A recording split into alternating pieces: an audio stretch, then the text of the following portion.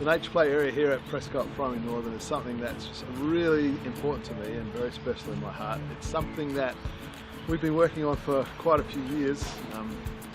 Outdoor learning and outdoor play is something which I really enjoyed in my school time, and something that I would really love to see for us to do more of for our children here at Prescott Primary Northern, to take learning outside of our classrooms and into places like this, to provide opportunities for our kids to play running around, to play on a traditional playground, but also to be able to climb logs, play in some sand, play in some dirt.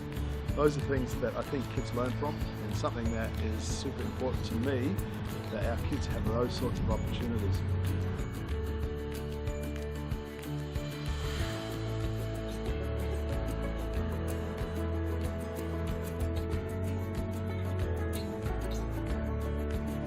The outdoor and learning environment needs to be an environment where inspiration and creativity can take root, where curiosity and spontaneity can be realised, and where risk and failures can be experienced. At Prescott Primary Northern, we want to provide an environment that helps our little ones build character and personality traits such as resilience, confidence, independent thinking and self-reliance. We have been so blessed with the development of our nature play space.